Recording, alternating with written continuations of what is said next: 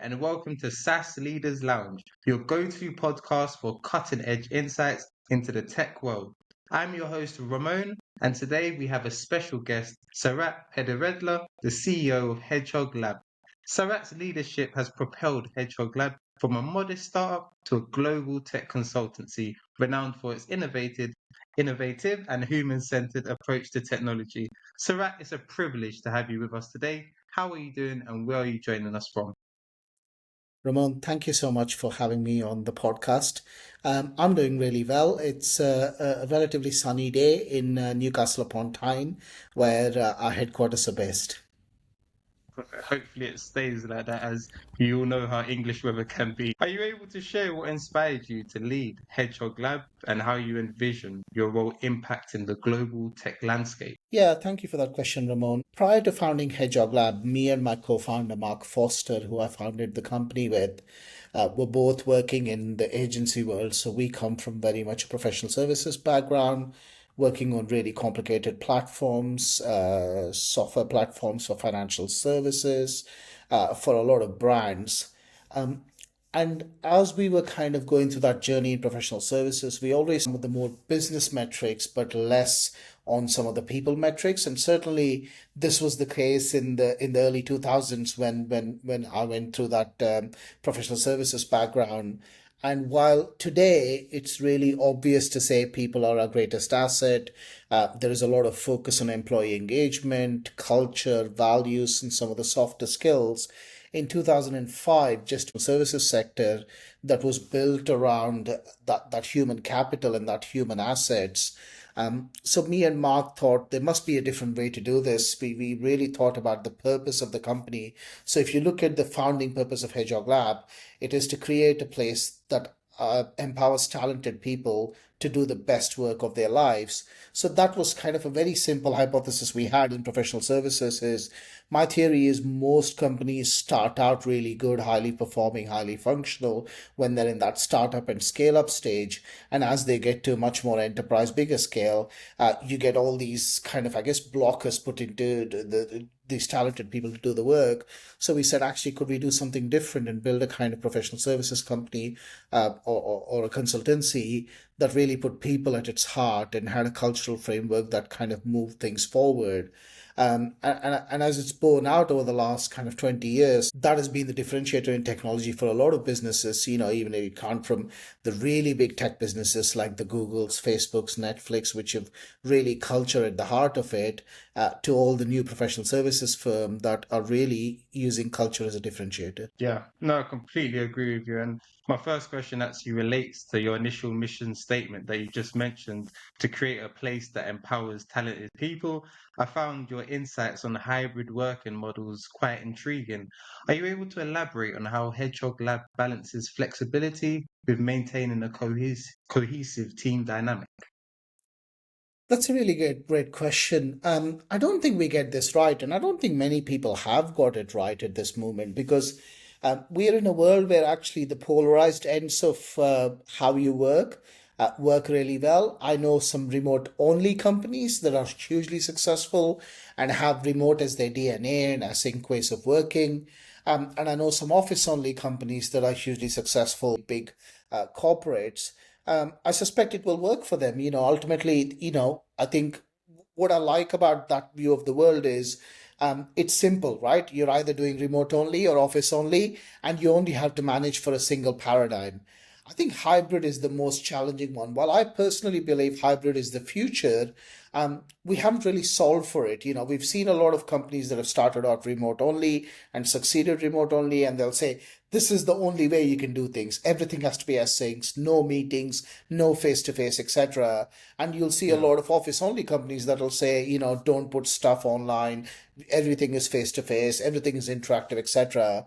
And I think what's happened is since the pandemic, there is this increasing appetite to go hybrid, where you blend best of both worlds, where you have the flexibility to do stuff remotely and really accelerate some of your performance and the way you work, particularly with time zones, but also enjoy the benefits. Like today, I'm in our office and I really enjoy coming into the office because for me personally, it gives me energy. It allows me to get out of my, study at home every day, and it allows me to really kind of uh, as a CEO, think and brainstorm. I love to go for a walk in the afternoons and really network with people. So hybrid working, I think, is the future. But I don't think the challenge we've got is it's not a format that has been very popular pre-pandemic because you had these polarization of remote versus office based. So from our perspective, I think there's a basic fundamental tenet in that you can't develop policies. You have this common saying where you can please some of the people all of the time and all of the people some of the time, but you can't please all of the people all of the time. Mhm. And so trying Yeah. to develop a perfect hybrid working policy, I don't think it exists. And I think, it can end up becoming a very hugely polarized way of doing things. So what we're trying to do, and from my perspective, I don't think we've got it perfect. There are three kind of things we have to index and optimize for people, right? What is right for your people, not like the general population or the people who like being in the offices. So we're all constantly listening to our team for signals about what are we doing better, what are we doing bad. Secondly, you've got to have a point of view, irrespective of whether the people agree with you or not.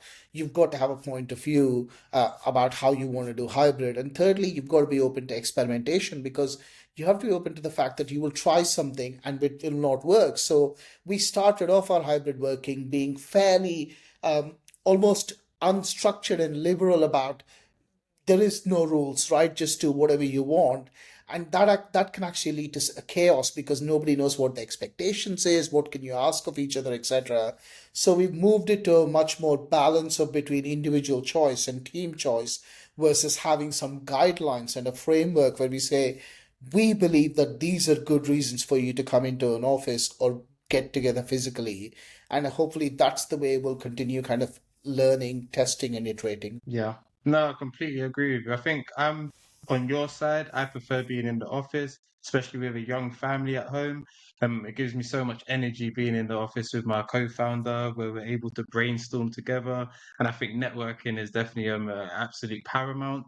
You've shared a great insight overall. It's fascinating to see how you're harmonizing flexibility with team cohesion, which I think is essential in today's dynamic. Hedgehog Lab incorporating AI into its services, and what transformative impacts are you observing from this integration? That's a really great question. I actually spoke at an AI event on Thursday last Thursday evening downstairs in our building, and I have a very optimistic view of AI, and I think certainly people who are, either not from the tech world or outside the tech world, look at AI as I think again you've got the polarization in AI. You've got the AI doomers who think AI is going to destroy us, it'll take jobs, etc. And you've got the everything is AI, and I don't want to live without AI kind of people. And I think uh, Yeah, and I think, most of the public is somewhere in the middle. They're not entirely sure. They think it's for. So I tend to be on the optimistic side. I think, AI as a net enabler, the state of AI that we've got right now, I think is a net enabler. And I see it as a similar advancement to computers or telephone or television, etc. It's an accelerator to us as a business. In terms of how we're looking at AI, we're looking at AI from the three different lenses really. The can benefit our customers, and we've done some great work in the space around how AI can really accelerate everything from marketing to logistics to operations, etc. But what's really exciting for me is when you're saying that to your customers and you're saying that here are the things that you can do with AI. I think a lot of consultancy agencies are very good at saying it, but very bad at doing it. So we then look at it as second level. So the first level is customer. Then we look at it as the operational level. So if I am not able to dog food that advice that I'm giving my customers, i.e., if I'm not able to use AI in our marketing, if I'm not able to use AI in our sales, in our operations, in our finance, in our logistics, yeah, then I don't have any real credibility to claim to the customers that this is going to transform your business. So almost we have to adopt this technology ourselves. So we started off adopting AI inside our business within ethical guidelines and governance guidelines because it can't be a free for all because a small, scaling up to medium business and we have to have governance. So I think using AI internally from everything from legal, marketing, operations, sales, I think is really important for us. And the third thing is about the investment we make into upskilling our people. So we are encouraging people to use AI outside work in their personal lives, because it's about that AI literacy in terms of, okay, if you are an AI native person, so, we talk about digitally native, right? I mean, some of the best people that are good in the technology space are people who naturally use mobiles in their personal life, or iPads or laptops, because you become this digitally native where everything is technology oriented. And we want people to become AI native. We want people to be using AI to search the internet, to solve their problems. And I use it for everything from planning my holidays to my projects to the way I dystopian, but even parenting advice, right? I look at different frameworks, etc., because I've got a teenager, and particularly when they get to teenagers, all bets are off. Like you're trying to figure out how the hell do you do this. So Exactly. things like AI, which is effectively a content repository, really help you to be that critical thinking partner. So we're trying to build those AI literacy skills. So not just our company and our clients, but the people that are coming out of some of those early AI native people that really know how to interact and understand things like governance, ethics, some of the biases and the concerns. So it's not just all willful blind use of AI, it's understanding the limitations and the challenges that come with it. Yeah, incredible. Thank you so much for that detailed answer. Just covering the three lenses, if I can remember, kind of how you can benefit customers, then doing as you say at that operational level, increasing your credibility, and then also upskilling. It's definitely inspiring, eye-opening, as you've mentioned, that people that are more digitally active in their natural life actually assume that in their professional lives as well. So I think integrating AI seems not only to streamline operations, but also enhance the creative capabilities of your teams as well. Are you able to discuss a recent project where AI was pivotal in crafting solutions for a client? Yeah, absolutely. I think probably the most visible example of that, like you said, I mean, using AI for operations or manufacturing or logistics, it's almost a given, right? I mean, it's about improvements, about process improvements. But one of the places where we Yeah. used AI really effectively is we did an engagement with Under Armour recently, where they were bringing back their Protect This House campaign, which was really big in the, I think, 90s, the original Under Armour campaign. It was really core to the DNA of Under Armour. Marketing team said, can AI be part of the creative process, right? And not just creative process in how people think, but how, for example, in this chair, how can we use AI to generate an ad? How do we create an ad using AI? And we looked at various aspects of it, and we ended up with what if AI could help write. And part of Protect This House campaign was very much around inspiring athletes and about really getting them excited, and doing an inspirational speech. So we said, well, how about we train an AI to come up with the world's best motivational speech. And that's what we did. We've actually published a white paper on it. If you go to underarmour.hedgehoglab.com, you can read how we did it. And it was really impactful in terms of creating. But what was interesting is when we generated the speech using AI, we then also gave it to a human to really kind of take that what was AI generated and create that human AI blend. So the speech was, approved, really good, etc. But even then, we said to somebody, take this and really kind of make it your own. And I thought that was a really impactful campaign. And if you go to YouTube, search Under Armour Protect This House ad, etc., you can see the output of that video, and it was really powerful. I think that's motivational. At the least, you said the world's best motivational speech using AI. That's quite revolutionary, and I think very transactional into loads of different industries. So using AI to tailor solutions definitely shows Lab's commitment to innovation and also client success. And with AI rapidly advancing, there's a lot of concerns about job displacement. How does your team address these concerns while leveraging AI technology? That's a really good question. As I said, I think, I am generally of the feeling that, AI is a net positive for society. And I talk about this all the time in terms of when people talk about AI, for example, developers, right? We do a lot of software engineering. And one of the biggest concerns and threats is how AI will take away software engineering jobs. I don't look at that in that lens. And maybe when something like AGI, which is, artificial general intelligence, comes through, and we don't know when that'll be, okay, credibly, there might be a threat. But in terms of where AI is right now, and by the way, let's be honest, when we talk about AI right now, the real buzz is all around generative AI, right? It Because is. neural networks, machine learning, transformers have been around for a long time. The way I look at it is that there'll be two sets of developers in the future.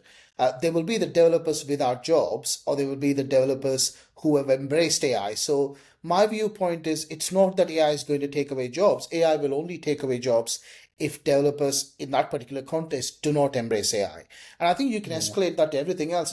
If as a professional, and this is why I talk about AI native, like digital native, if you for your job and make it better, then that's where you will see the gap. So yes, in a blunt sense, it'll take away jobs, but it won't be taken away from jobs from people who are AI native and really kind of using AI as a core tool in their arsenal. So for me, there'll be two developers, or developers who don't have jobs, or because they don't use AI, and developers who have jobs because they do. Is that's where I see the differentiation. I don't see it necessarily replacing developers. Yeah. I think been hosting this AI series so far, and it's become a cliche saying that AI won't necessarily replace you, but someone using AI will replace you. So just rephrasing what you said there, balancing technological advancement with workforce impact is crucial for sustainable growth. What are your views on ethical considerations and potential biases in AI development and development? And I think that is the biggest risk right now, right? I think when I get really giddy and excited about the power of Gen AI, the thing I worry about is it is indeed a powerful tool, and it is indeed both a force for good and bad. If you look at some of the infamous examples around it biasing against gender and race, etc., because, Yeah. and I think that's where AI literacy is so important in that while I don't think, we should stop using AI because of the biases and the problems we've got, what we can do is shine a light on it, right? Actually, I would prefer that we went towards a world where AI was trained on less unbiased data. AI was trained on more ethical, transparent information, where we're Yeah. actually looking at some of the big challenges with the current content and actually going, how do we really bring diversity to the training data. But also it's Yeah. about education. I say this to when we train our team, we say use AI as a tool, but still look at it with suspicion. So if it gives you output, validate it, ask some of the critical thinking questions. What you don't do is just type something in there, copy and paste it without actually filtering it through.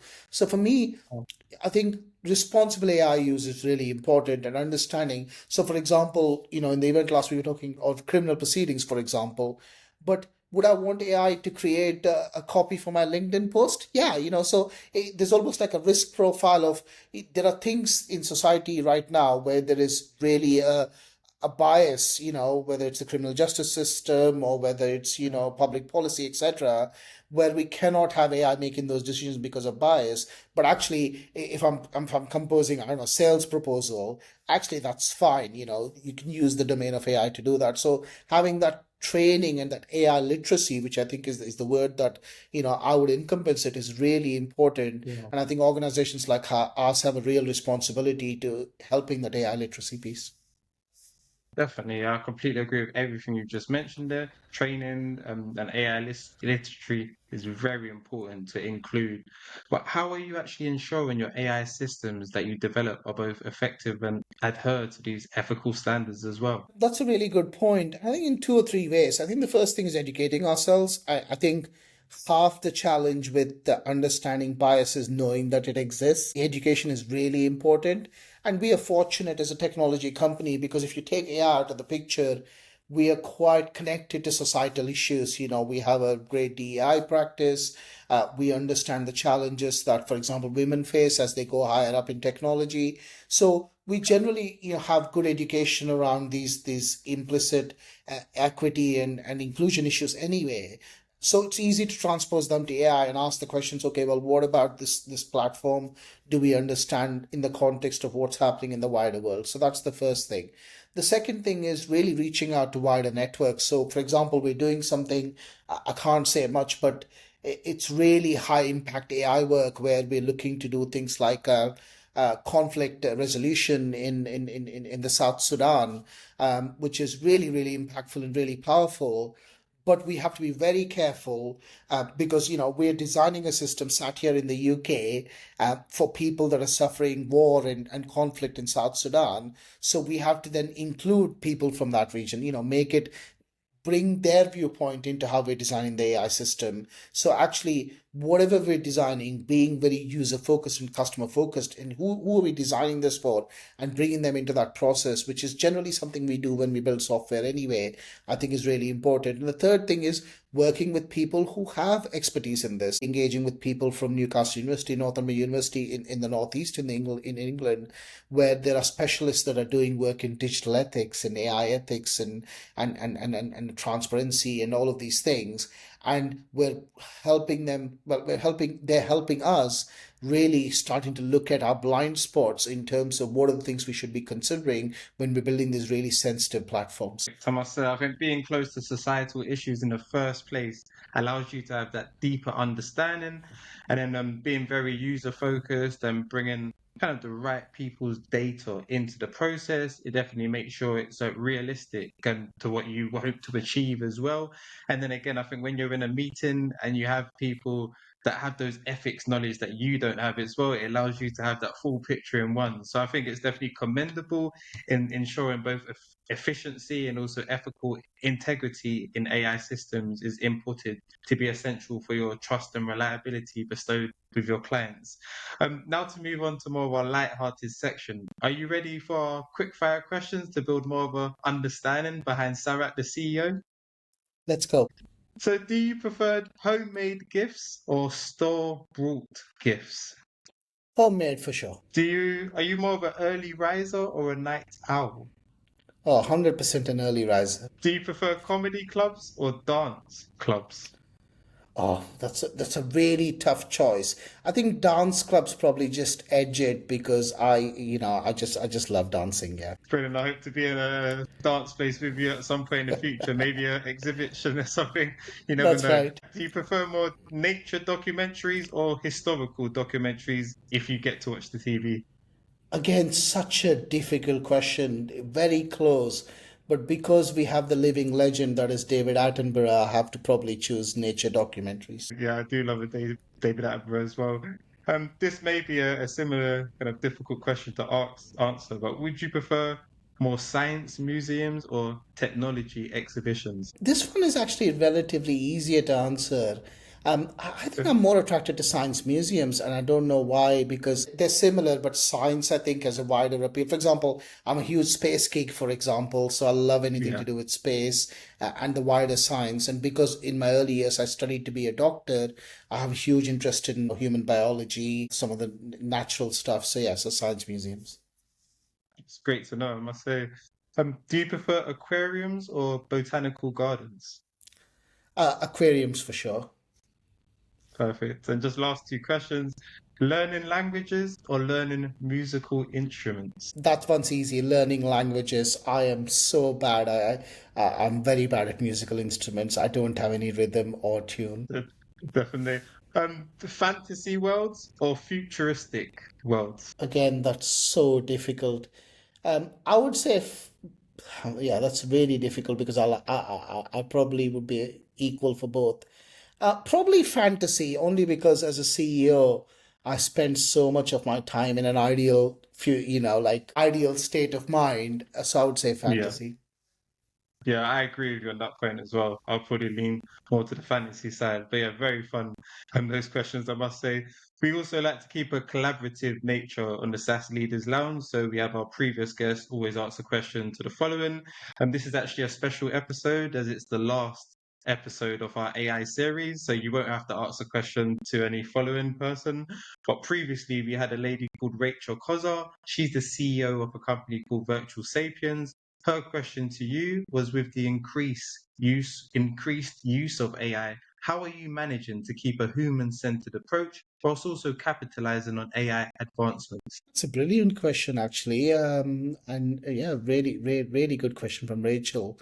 Um, I think it goes back to my original point in that I see AI as a human enabler. So, to throw more buzzwords, because we're human centered, We see AI to Yeah. be a human enabler. So if you come from the lens of the starting point is that the human is at the center of the equation, and actually whatever we do with AI is adding value, not just to how they work, but how they experience something. So when we work with a client, we don't just look at AI as a singular technology piece. We look at what is the impact that makes on the customer.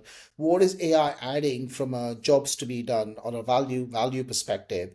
So I think if you can come from a, and that's why human centered is so important. If you can come from a human centered approach in how you're thinking about problem solving, then I think absolutely AI then becomes an accelerator to that human centered approach. So you're not doing AI for AI's sake.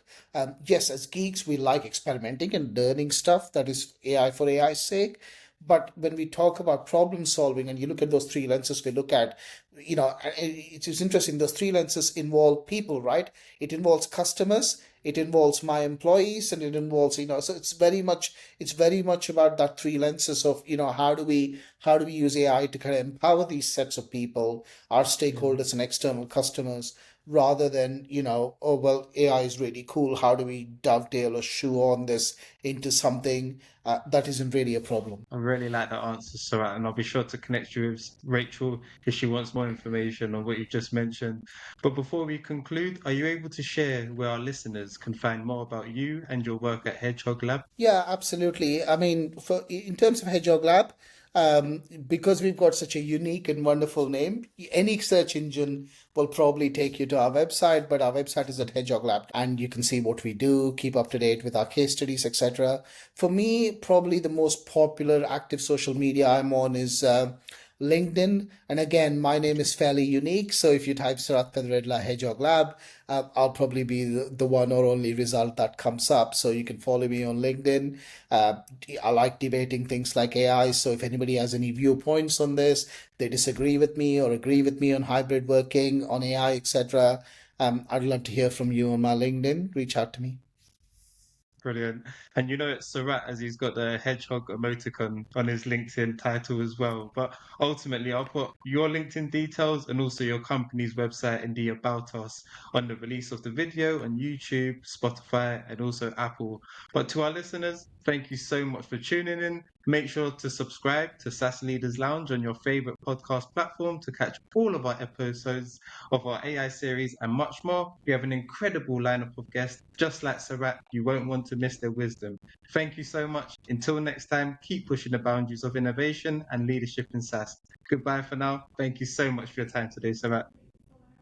Thank you so much, Ramon. Brilliant.